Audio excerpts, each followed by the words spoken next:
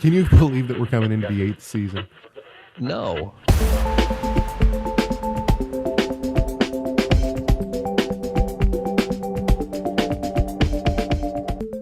In season 7's intro, we talked about the fact that we are Trinitarian, that we're Calvinists, and that we believe that everyone is saved the same way. Abraham was saved the same way that I'm saved and you're saved.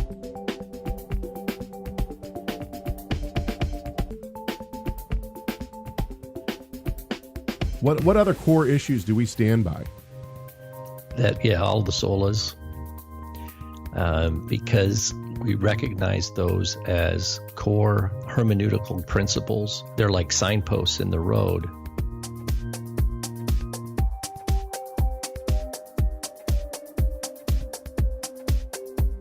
You and I are both Sabbatarians. We both keep a kosher diet, and we celebrate the biblical festivals. People have said that we're part of the Hebrew roots movement. Other people have said we're part of the Messianic movement. I see that the idea of practice being different in all sorts of denominations, which is why I consider myself a non-denominational Christian.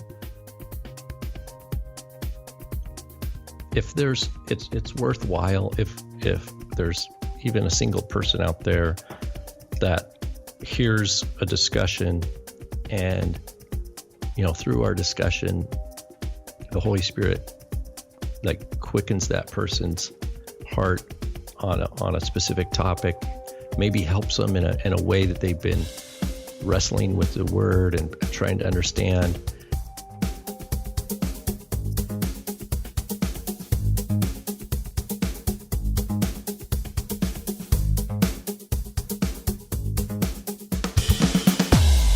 We have faith in Yeshua. We have faith in Jesus Christ. We're saved by faith alone, justified by faith alone. There's no work will save me. I think we're gospel roots. We're gospel roots. In other words, we go back to the core promise of the gospel in the scriptures, and exemplified, like Paul says, in the promise, in your seed all the nations of the world will be blessed. Here we go.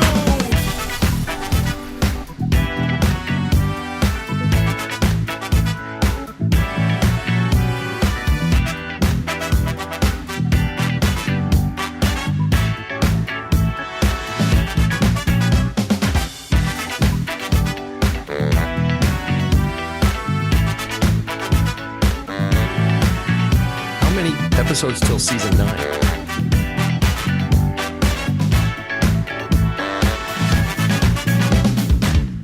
It is Wednesday, October 27th, 2021. This is Messiah Matters number 362. How many episodes until what, Rob? My name is Caleb Hegg. Hi, I'm Rob Vanhoff. I'm wondering how many more episodes until we begin season 9, which is really hard to believe. But Season 9, yes. and then I was wondering, are we gonna get a new sound intro, a new music for season 9? All to be seen. I love those horns, man. I don't know. Yes. That Very baritone good. sax. Oh, we won't get, we're not changing the music. I paid good money for that music. Actually, the funny thing is that I get people asking me on a regular, what's that song? They want to look it up on YouTube or whatever and listen to it. And it's like, that's the Messiah Matters song, yo. What do you think? Yeah, what's going on, man? What's the song from what's the 70s shows? Is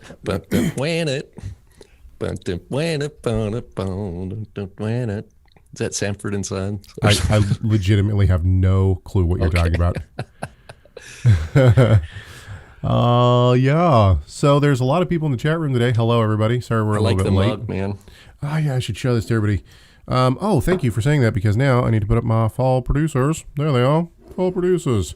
And all of our fall producers got this guy right here. Look at that. Oh, it's beautiful. It is beautiful. Messiah Matters. If you don't know what that's supposed to look like, it looks like the Kentucky Fried Chicken, bucket o' chicken. But instead of the Colonel, it's Luther. Dude, that is awesome. That's awesome. Yeah. Okay. Well, what's going on, man? I feel like it's been a while since we've done this, and to be honest, let's just be honest with everybody. This show has been just really hard to put together, and for multiple reasons. I'm desperately trying to learn how to sheetrock my office, and that has been the bane of my existence now for a little while. And there's just been a lot of things going on in my life, so everything has just kind of been put on hold, which has been very interesting and very weird.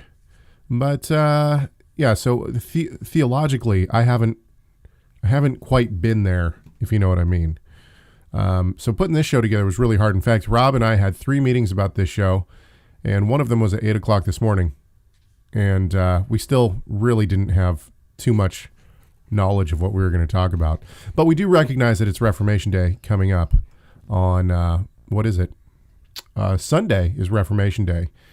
This show is being broadcast on Wednesday, October 27th, 2021. So, yeah. So Reformation Day is coming up. And actually, so I think there's a lot that we could talk about in regards to Reformation Day and where we are as believers, where the church is, all those kind of things with reference to Reformation Day. Before we get started in that, though, there are some other things that I want to talk about. So I came across this article that was shown to me by Michael, who here in the office. And actually, he showed it to me when I brought up. It was interesting because he looked at this after I brought this up. But maybe I should let the cat out of the bag on some of the videos I'm going to do soon. I found a new note-taking program. So on Growing in Messiah, I'm going to do some videos on this new note-taking program because it's amazing. Anyway, it's revolutionized my study and my life in general. I've integrated this note-taking system into my everyday life. So I do this all the time. Like I do this every night. Anyway, here's a passing thought that I had yesterday. Laws that are given to Israel when they enter the land. So like laws like when you enter the land, ... Okay. Mm-hmm. Such as the Shmita year are not simply for the land of Israel. Rather, God gives his command. Now we've talked many times on this show about the notion that there are specific laws simply for Israel, not for everyone. And the Shmita year is one of the ones that we've used as an example. So this was my passing thought the other day. And I'm still hashing this out. So such as the Shmita year are not simply for the land of Israel. Rather, God gives his commandments to the nation and the land that he expects will carry them out, but instructs them to be a light to the nations so that they will take the Torah to the rest of the world. And so as I kind of hashed this out, I thought about the passage in Deuteronomy that says, when you're in the land of your enemies, and you do all that I have commanded you in this law, then I will bring you back. I'm paraphrasing a little bit. But does that mean that laws such as the Shmita should be kept? So this brought me to another kind of thought process of what they're doing in Israel. And this is where the article that Mike showed me came into play. If I can find it here. Okay, and the link is into the description of this YouTube video. So anyone in the chat room can follow along if you want. I'm about halfway down. It says, this is from the Jerusalem Post. Learned rabbis like the late Rabbi Abraham Isaac Cook agreed to the use of heder, special dispensation, to sell the land to non-Jews during the sabbatical year to permit the land to be worked. Okay, so this is really interesting to me because basically what the Jews in Israel do is they don't say, yeah, let's celebrate the Shmita year. Now, granted, there's all sorts of different issues. When do you start counting the Shmita year, so on and so forth? Do you want to jump in here? I feel like I've just talked nonstop. But one of the reasons, Rabbi Kook he lived basically early 20th century in Israel before it was even the state of Israel, right? Right. They called it British Palestine or whatever. He saw, Jews were coming back and they were working the land and they saw the land becoming fruitful, right? Because year after year, people were like working hard into tilling the soil, right? Finding out what vegetation works best, where, all this kind of stuff. And he endorsed this idea because the thought was we want the greater good was that the land get cultivated. And so that overrode. The idea was, if they work so hard, let's not let it sit for a year. And so I know that was kind of a workaround for then, but is what I didn't know, and this maybe you can tell me from the article you guys are talking about, are people still doing that today? Okay, yeah. So this is actually, thank you for bringing that up. First of all, Sean Fisher, great point, brother.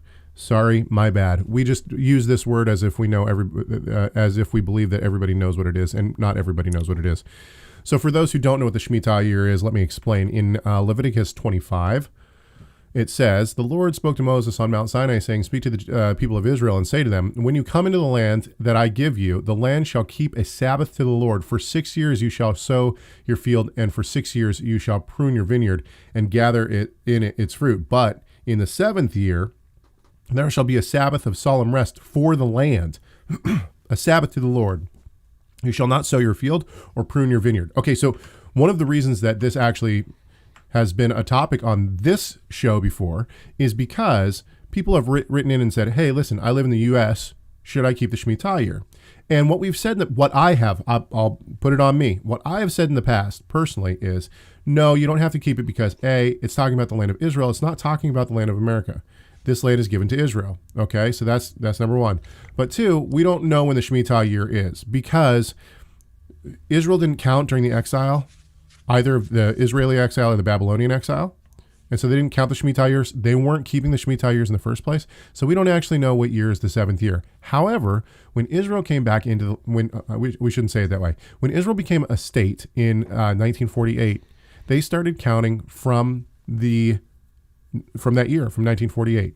And so technically speaking, they would say, and I'm starting to shift my view on this.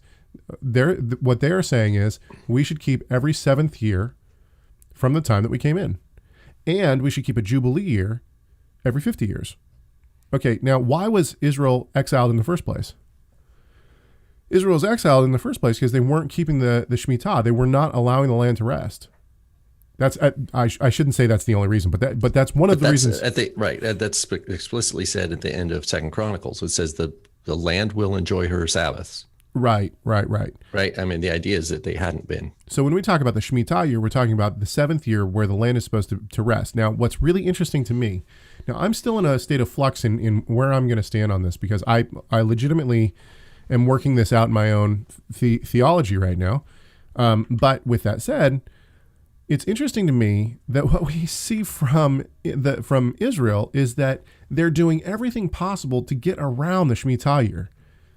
So if I'm a farmer in America, I think it is a legitimate question. If I'm trying to keep the Torah, and the Torah tells me in Deuteronomy, you shall keep, when you're in the land of your enemies and you keep all the words that I command you in this law today, then I will bring you back.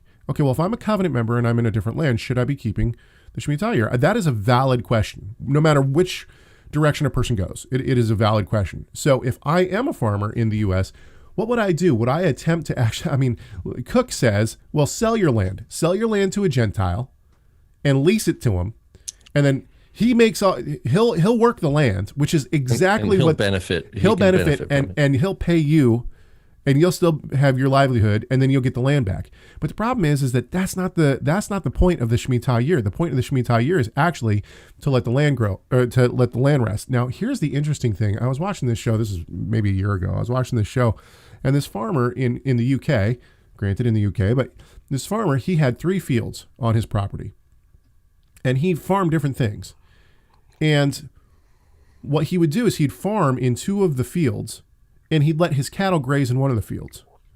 And then after a year or 2, he would switch so that his cattle would go into one of the fields. And the reason he did that is he said that the cattle would use the restroom and it would it's a model for long-term sustainability. Yeah, it would refresh the soil and then his crop would be a lot better.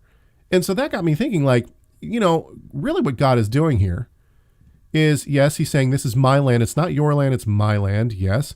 But we could say that about the whole world, right? The earth is the Lord and all it contains. And so if I quote unquote own a field, do I really own the field? No, it's God's field. And so maybe the law applies here. But listen to some of the other things, the other ways that the interesting thing to me is that Israel, one of the explicit reasons that Israel was exiled was because they would not let the land rest. And listen to what people in Israel are doing today. So Cook is one example. It says, in recent years, there have also been perfected methods of using header, such as early sowing of vegetables before the new year, relying on the view of Rabbi Shimon of Sens, and the growing crops of hydroponics, or soilless systems. In this instance, they use gravel and stuff like that, like greenhouses, I think. Now, that might be a better option, but listen to this. How does the Shmita year affect the Orthodox Israeli consumer throughout the year? There are regularly published ads in newspapers, lists of shops from whom it is permissible to buy fruits and vegetables, and there are chains of shops that market only Arab or imported produce. Some Jews buy their fruit and vegetables in the Arab market in East Jerusalem, or in the past they traveled to Arab cities where they were sure that the produce was not grown on Jewish soil. So they don't care about the land itself. What they care about is whether or not a Jew is harvesting it. But that can be dangerous in these times. There is also an option to subscribe to an organization, Otzer Haaretz, where you pay just for labor and maintenance, as opposed to acts to enhance the produce. So in other words, and this is the really interesting one, because I think that there are Christian groups that are going in and helping do this. Basically and I could be wrong about that, but I get the feeling that there could be, because what they do is they hire Gentiles to come in and work the land. And basically they just pay the money that they get back, they just charge for the labor and for the cost. But they're missing the point. The whole thing for me is that they're missing the point. The point that they're missing is that the land needs to rest. Any other thoughts? I just found this interesting. You're going down you're seeing my thought process on this as I'm going through it. I think, what you're getting at is, how do these modern interpretations or workarounds or technologies like the hydroponic, do these distract us from the meaning and the purpose? Reliance on God? What's the purpose from God's perspective? Why do we have enough information in the Torah that we can say, yeah, we understand why God gave this? And then if we start there and then contrast our answer with these workarounds, do we see conflict? Right. And I think, the way God is zealous for the land. Yep. Right. And exactly. The very end of the canonical Tanakh, right? The Second Chronicles is, I don't have it in front of me, I could find it. But it's, land will enjoy her Sabbaths, right? Let me find it here. This is great programming, by the way. Yeah, we're finding it out as we go. By the way, Second Chronicles 36. He says, he's talking about the destruction of the temple, mm-hmm. right? The destruction of Solomon's temple. Those who had escaped from the sword, he carried away to Babylon, and they were servants to him and to his sons until the rule of the kingdom of Persia. So this is just like the narrator in Chronicles, who's writing this in the early Second Temple period, but he's telling the story of the captivity and the call to return. Verse 21 of 2 Chronicles 36, to fulfill the word of the Lord by the mouth of Jeremiah, until the land had enjoyed its Sabbaths. All the days of its desolation, it kept Sabbath until 70 years were complete. So, and then again, now in the first year of the king of Cyrus of Persia, in order to fulfill the word of the Lord by the mouth of Jeremiah, the Lord stirred up the spirit of Cyrus, the king of Persia, etc. So there's a lot of things we remember here. One thing, especially that tie down of Jeremiah prophesied at the end. Well, remember Jeremiah, Isaiah, Micah, right, Habakkuk, they all lived and saw Solomon's temple with their own eyes, right? Their preaching was, well, there wasn't a problem with Hebrew, right? The priests, there wasn't a problem with the priesthood in terms of knowing how to offer sacrifices, right? All this stuff. But the problem was, like Isaiah put it, they honor me with their lips, but their heart is far from me. And so Jeremiah knows that the Lord's told him that the king of Babylon's going to come and destroy the city. And Jeremiah is given this prophecy of what we call the Brit Hadashah, the new covenant, and that God's going to write his Torah on the hearts of his people, right? And so he's giving that message. He's preaching that, even though he knows that this amazing temple, that the glory of God himself, the glory of the Lord filled that temple when it was originally built. I mean, it's the same building. It's not like Herod's temple versus, it's the temple, but God's wiping it away. And we know that but God destroying the temple did not mean the covenant was over. Right. Because God's holding true. He's saying, look, the land is going to enjoy her Sabbaths. Right. That's God maintaining the covenant, not abandoning Israel. And so what does that mean? If the Lord is willing to destroy the temple that Solomon himself had built, that his own glory had filled so that the priests couldn't even enter, if he's willing to destroy that so that the land can get her Sabbaths, and the word Sabbath is the word here, not Shemitah, even though in the Torah it's called the Shemitah. It's the land itself, in God's wisdom, requires its own Shabbat. And so if I'm doing this workaround, if I'm saying, I'll tell you what, I'll sell it to a non-Jew for a year, or we'll do some other little things, it seems like the simple command of rest is totally lost on them. That's my sense. So there's a lot of really good comments in the chat room right now. First of all, Mary says, but are all the commandments in regards to the Gentiles in your land also? So this is an interesting question from a one Torah perspective. So from a one law perspective, I would say that yes, as long as, so the one law perspective would say, yes, as long as you're in the land and you're a Gentile who has attached yourself to Israel, then yes, all of the laws apply to you.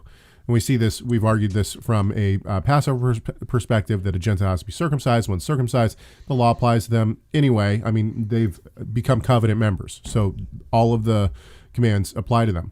Lee says, and this is a great comment, it seems it had more to do with disobedience and living by faith more than the actual land. That's true. It was a heart issue. The land was an expression of depending on the Lord for provision. And this is probably the best point that could be made about all of this. Are we depending on God for our food, or are we depending on the farmers? Are we depending on the rain? Are we depending on our paycheck, whatever it may be? Or are we genuinely relying on God? My kids, when we pray, they'll hear, and I love this, they'll hear me or my wife pray something, and then they parrot that, right? So now my daughter, who is 6, if we're taking too long to get stuff to the table, she'll say, thank you, Lord, for the food. Bless it to our bodies. We pray in Yeshua's name. Amen. That, because she's heard that. Those are the key elements that she's heard. But then at some point we have to step back and tell the kids, like, okay, wait. But what are we doing here? We're not just reciting something to recite it. Like, we're genuine, like, we have to remind ourselves that this is exactly what we're doing. We're saying this comes from God. This isn't because of my paycheck. This isn't because I've done work. This isn't because of my boss. This is because of God. God is the one who put it on our plate. Okay. Good comments. Yeah, I think that there's a lot that could be talked about there. Let's move on. So this, I think we should move to Reformation Day. Let's just do it. Or should we talk about fulfilled first? What do you want to do, Rob? Let's do fulfilled. What was the question? Okay, so we got this early this morning on a YouTube video. Now, I didn't even look what YouTube video it was, but the comment itself stands alone, because I think that there are some missteps here. I don't know who this person is, and they probably won't ever see this. That's totally fine, but I think it's worth talking about nonetheless. So they say fulfilling, the word fulfilling, means complete, put an end to it. Going to synagogue on the Sabbath day means he observed Sabbath. So I think what was in the video was the fact that Jesus went to the synagogue on the Sabbath day, and but no matter what the person's point is, and I'm a little fuzzy on what exactly the point of the comment was, what I want to focus on is this term fulfilling. Fulfilling means complete, put an end to it. Have you heard people say that? Yes. And I don't know if that Jesus kept the Sabbath, so I don't have to. Like, I've heard that logic before. Is that what you're hearing that person saying? That might be, yeah. He did it. Like, in other words, he did it. He did it. And he completed it. And no other person had ever done it. And he did it. And he fulfilled it. And fulfill means complete or put an end to. And gotcha. I've heard this actually at years ago at the ETS. Actually, I got a reaming from my father on this one, and rightly so. But this guy did a whole paper on Matthew 5:17 and why the word fulfill actually means done away with. And at the end of his paper, I raised my hand. This is why I got a reaming. I raised my hand and I said, respectfully, I disagree with everything you just said. And my dad said, no, you can't say stuff like that. You got to actually make an art, say that. Anyway, so that actually became a joke between me and my dad after that. Anytime I raised my hand when he was teaching, I would say, respectfully, I disagree with everything that you just said, but even though I didn't. Anyway, okay, so the point here is that the word fulfill does not mean put an end to. And I'll give you the example that I gave to Rob earlier. I am fulfilled in my marriage. Does that mean that my marriage is over? It's done? No, of course not.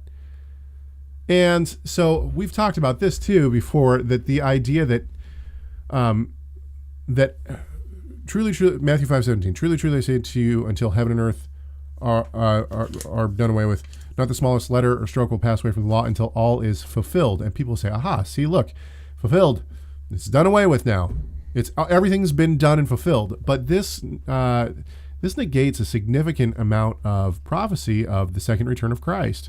Now, I fully admit, and I think that this is true. It is true when people argue all that needed to be done on the cross is done. In other words, our sin has been paid for. Yes, done. I'm with that. We are good when it comes to the work done on the cross. Now, is that what he's talking about when he says, until all is fulfilled? I would argue that in the Matthew 5:17 passage, it's been a long time since we've talked about Matthew 5:17. I try to stay away from that passage because it's the go-to passage for so many people. So I try to use other scripture. But in that passage, he first references until heaven and earth pass away. So the idea that that would come to fruition, and I know that that's an idiom. I know that that means like forever. But the notion that he would use that in tandem with the idea that it would be done away with when he died on the cross, that does not compute. That doesn't add up right. Thoughts? We could look at numerous places. One that came to mind quickly, because in second year Greek, we're reading through John 15 right now, which is, I am the vine, you are the branches, et cetera, et cetera. And it uses pleroma. It's the same word, plerao, to be filled. And he says, the Father's going to prune you. Well, the branches that don't bear fruit are just chopped off, thrown into the fire, right? But the fruit-bearing branches on the vine are pruned so that they'll be more fruitful. And he says, and this happens so that your joy may be made full. And so now it may be fulfilled, but it doesn't mean that you're going to have great joy and then it'll be over with. Another example is I think it's in Romans, where Paul's talking about, the Torah is fulfilled in these commandments, right? Right. Love your neighbor yourself, right? And in Galatians, he says, bear one another's burdens and thus fulfill the law of Christ.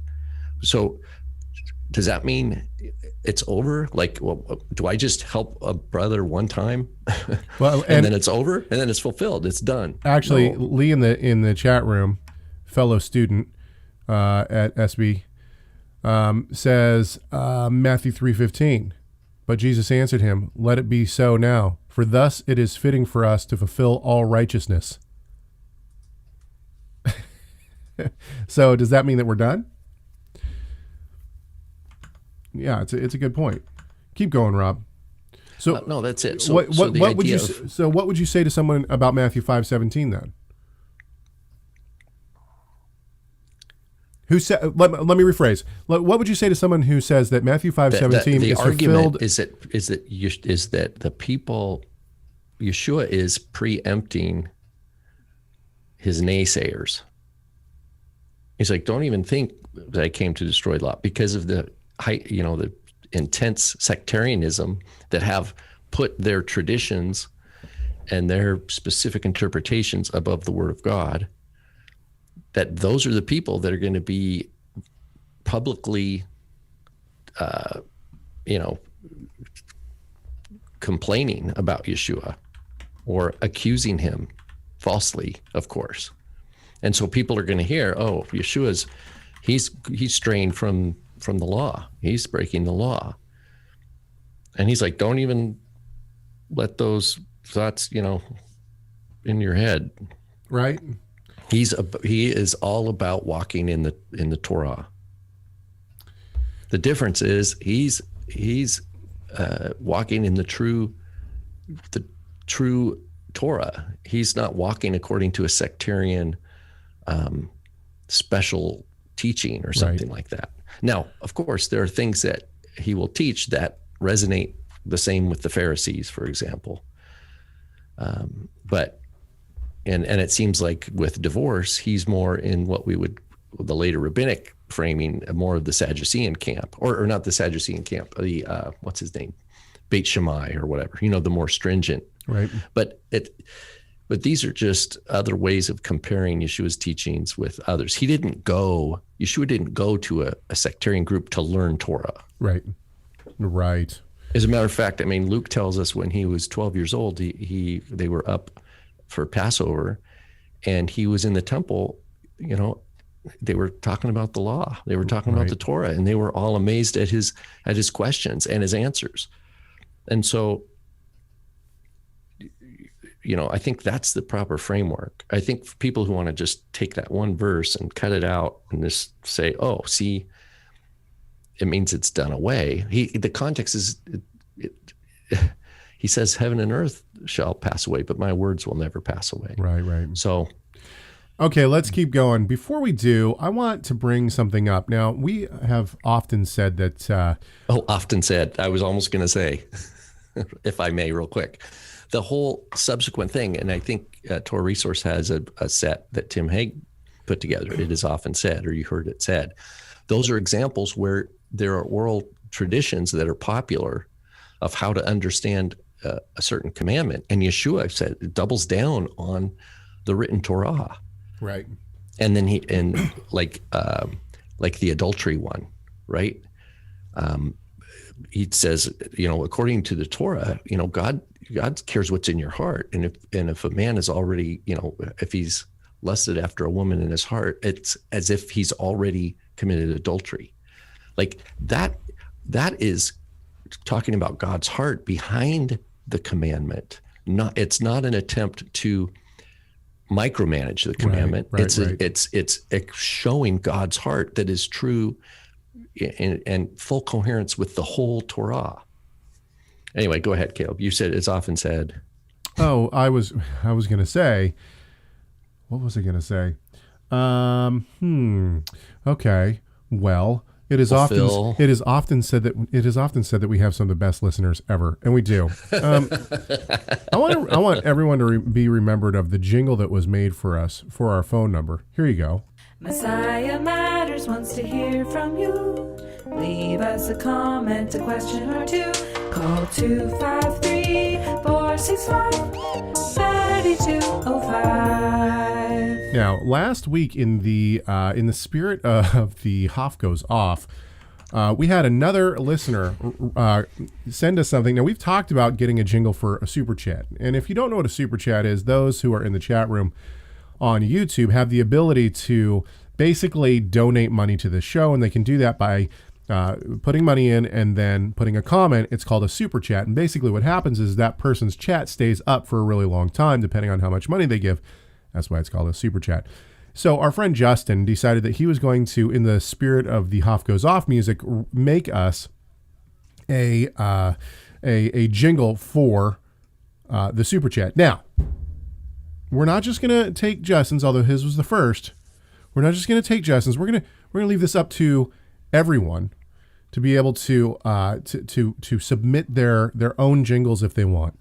So here's the first one. This is what you have to. This is the bar that is set. Super chat, super chat, super chat, super chat, super chat, super chat. Thank you for the super chat. Awesome. So if you'd like to, it's so good, dude. Thanks, Justin.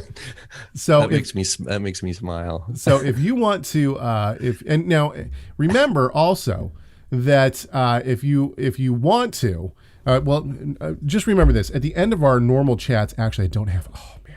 And actually, thank you, Lee. We just got a super chat, so hang on just a second. Let's bring up our normal soundboard. Now, at the end of our sound, usually what we do is we allow people who super chat to choose something from our soundboard, and then we end it with the "You've been blessed," and that comes from my own brainchild of weirdness. Anyway, so as my soundboard loads here, is there anything that Lee wants to hear? I wish we had something. Never mind. All right, hang on. So basically, if you want to, you can send us your entry for the super chat, and then we will put them together, and maybe we'll play all of them one of these times. So let's see here. I'm going to choose some for Lee here. Here we go. Maybe you're right. Maybe I'm right. Of course I'm right. Blessed.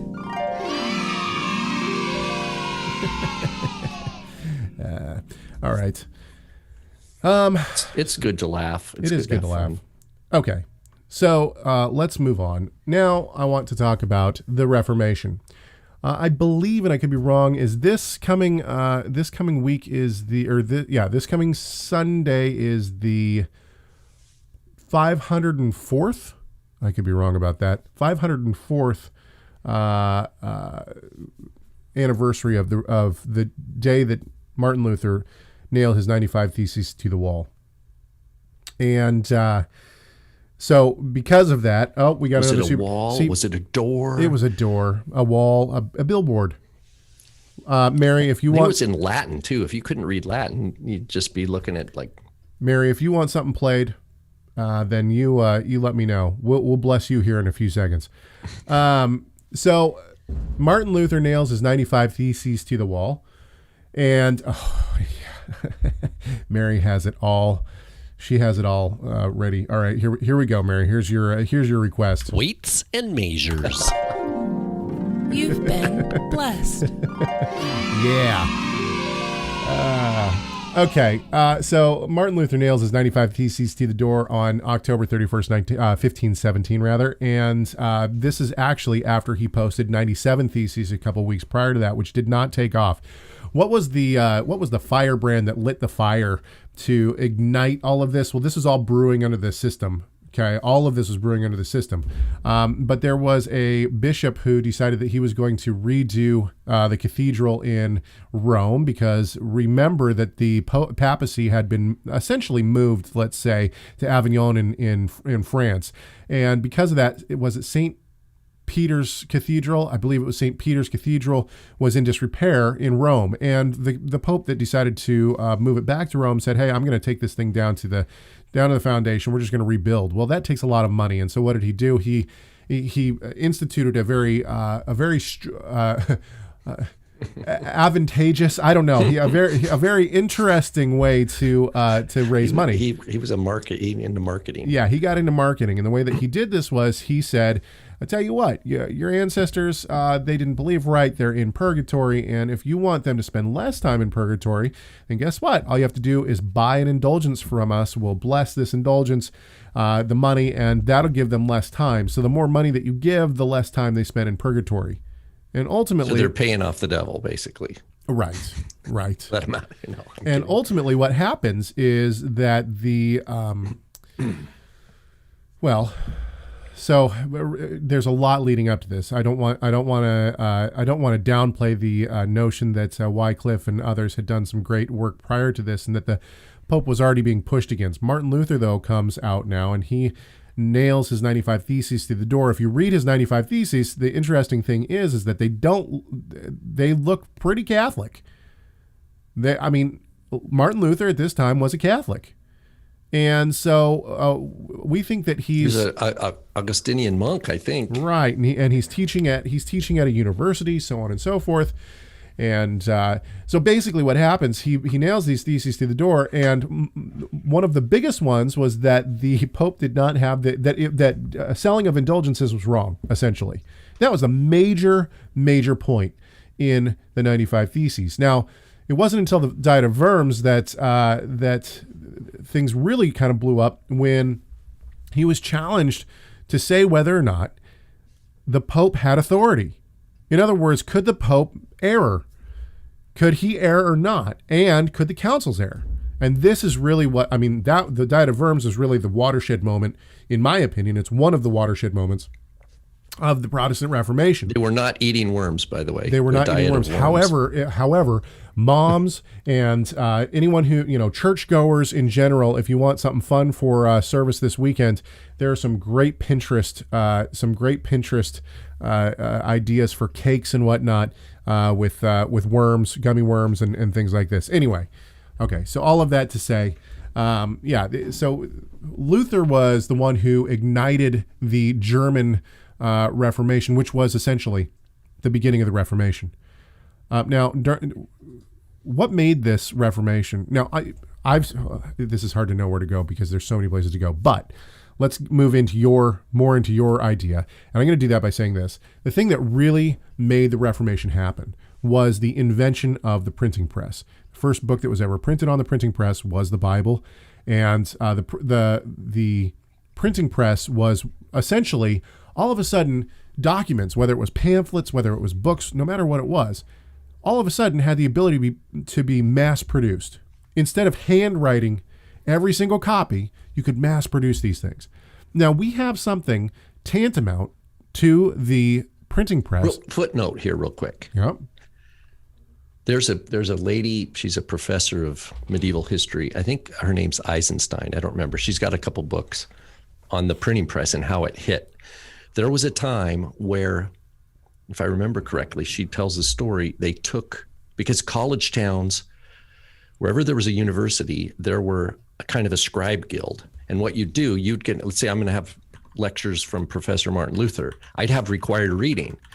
So I would have to go pay a copyist to copy out those things so that I could have my reading for that book. Okay. It's super expensive too, by the way. Yeah, exactly. So you'd have a natural, you know how you have like the restaurants and the service kind of industry that arises around a manufacturing thing. In the same way, you'd have service industry copyists. Right. Okay. Well, obviously the printing press is going to undermine those guys. But there was a time where they had a couple Gutenberg Bibles, and they were taking them to Paris. And the people in Paris saw them and they thought it was witchcraft, because they're like, this is impossible. It's impossible that you have these multiple copies of a book and they're all exactly the same. So it shows you like a little bit of a superstitious element, right. But you see how radical this printing press was. Like, it hit to where it didn't compute with the way they thought the world worked, because they didn't know the technology. Obviously, once they see the technology and the machinery, they go, okay, and then they see how it works. But for the people that just got hit with these books, in their experience, you would have to have scribes. That's why they thought it was magic, because how could you have a scribe that has perfect replication on each one? Anyway, so we have the same kind of breakthrough in technology in our time on a different scale, and that's the internet. I was alive. I remember vividly going to Israel I was preparing to go to Israel in 99, and my friend said to me, "You've got to get an email address." And I said, what are you talking about? Why would I do that? I don't want to have to go to a computer to look. I'll just go to the mailbox. It just didn't make any sense to me. Now, granted, the internet was around before that, but it didn't really take shape until the 90s, right? Right. And especially the invention of like Windows and then Windows 95 and so on and so forth. Okay, with all of that said, we have the same kind of thing going on. We have people who now all of a sudden have their ideas and they can be distributed in mass. And so what we get is during the Reformation, you had these groups of heretics that came out and they pushed against different ideas and whatnot, and they were labeled as heretics much of the time. And yes, I was alive. So just to clarify, the work that started to happen on the internet, on the actual interweb, the web, the net, all that kind of stuff, happened before I was born. That happened back in the 70s. And then it really took shape in the 80s and came to fruition in the 80s. But it was not demilitarized, as it were, until the 90s. And that's really when, at least that's my understanding of it, and that's really when it came into homes. My family was one of the first families that I knew that actually had a home computer. It was the second generation of a Macintosh that was ever produced.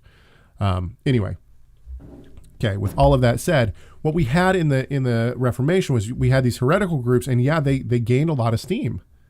They did gain a lot of steam. And the printing press did help some of that.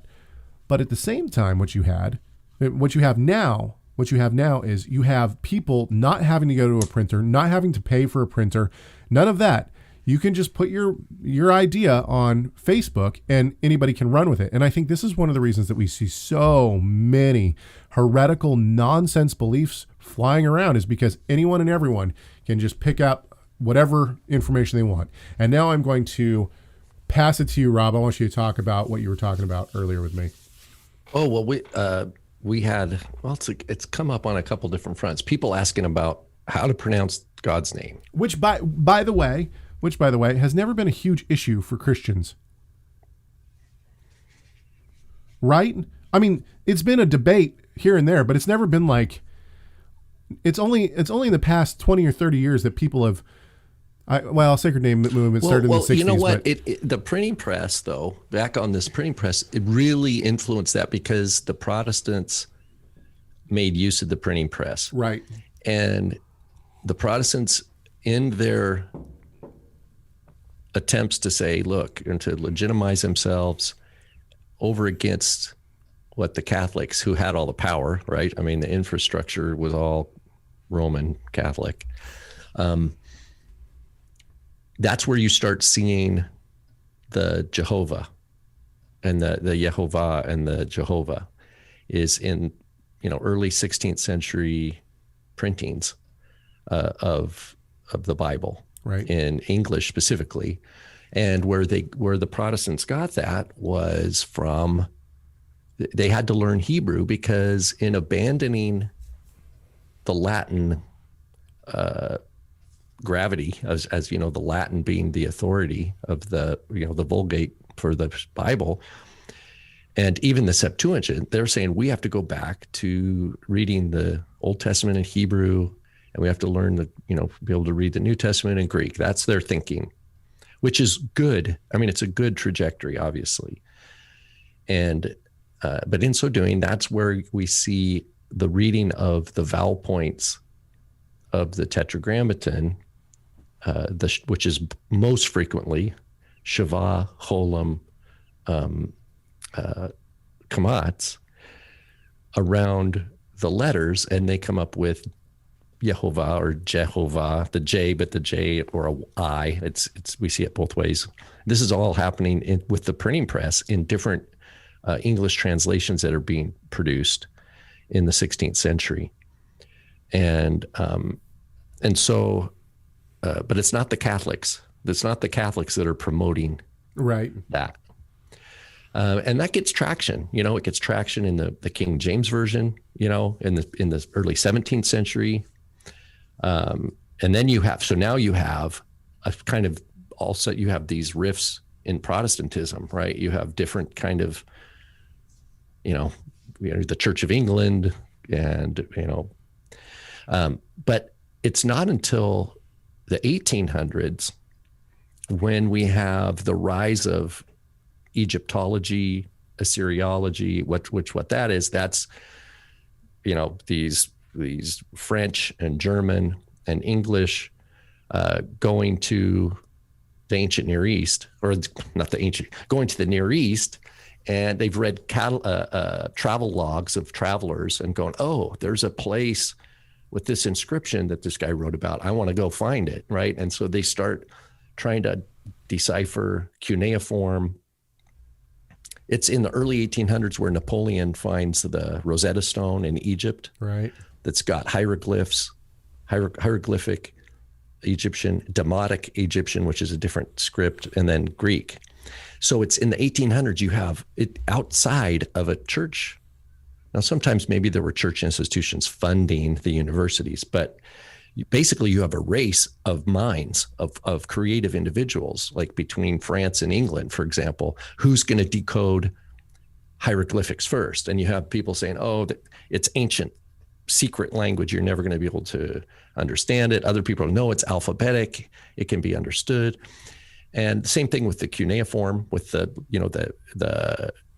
little wedges in the clay from ancient Babylonian writing. Who could ever decipher that?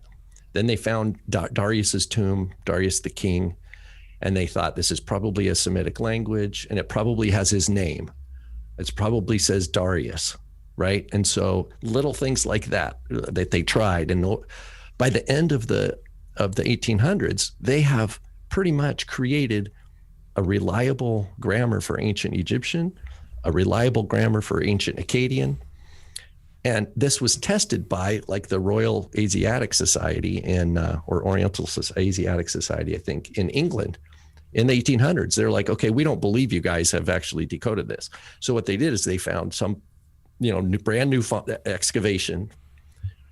I don't remember what it was specifically, but it was a tablet that these guys hadn't seen, and they split them up. And they said, you guys can work for a month, and we're going to see if you guys come up with the same translation. And they did. They came up with enough of similar translation that they're like, this is legit. This is legit. Okay, so in that context, you have all this academic world that is trying to reframe reading the Bible now, not from a faith community orientation, or that we are the church, we are the ecclesia, but we are cutting edge thinkers that are just about, they could be Darwinists, we're just intellectual elite. We're going to solve this. And God did give us, there are geniuses. There are people who are very, very smart, and so in that time, they're like, well, we have to, this sheds light on the Bible. This is Babylon, right? This is Egypt. And so they start trying to go back and look at Bible history and say, but now the Bible is not a sacred text in those laboratories. It's just another ancient Near Eastern document. And in so doing, they start then applying knowledge that they're learning there and saying, okay, well, we know Yehovah is wrong. We know Jehovah is wrong. What really would it be? What's like, knowing what we know now about the ancient Near East, how should we say the name of the God of Israel? And that's where they get Yahweh from German, and then that becomes Yahweh. How do they spell it? YAH WE or WEH or something like that. And so that emerges as a reading. It's just over 150 years old. I don't even know if it's that old. Oh, no, it's over like 150 years old or so. But it emerges it's not a name that's preserved by a faith community. It's not anything like that. It stems from like this academic laboratory. Right. But then it bleeds out, it drifts out into these other circles. Again, now by this time, publishing, the printing press is just, monstrous, right? And you have all this academic stuff in German and French and English. And you have this assumption then, and in popular like newspapers and stuff like that, that this is how you would say the name of God. And now it's come so far now that like we did a show, I think the new translation promoted by John MacArthur, they went back and they thought, well, we're not going to do the capital L, capital O, capital R, capital D anymore. We're going to just use Yahweh. And that this marked some sort of spiritual advancement for the edification of the church.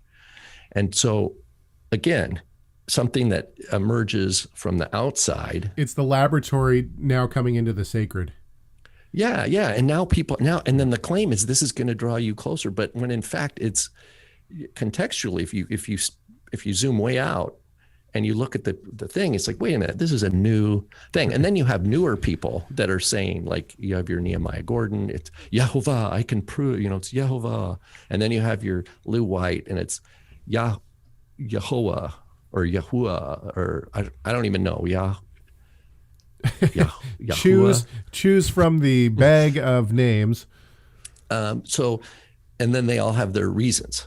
Right. Like the one I really like is we know it's Yahuwah because you take Yehudah, which is the Hebrew word for Judah, Yod He Vav Dalet He, and you take the Dalet out, but you say the same word and you get Yahuwah.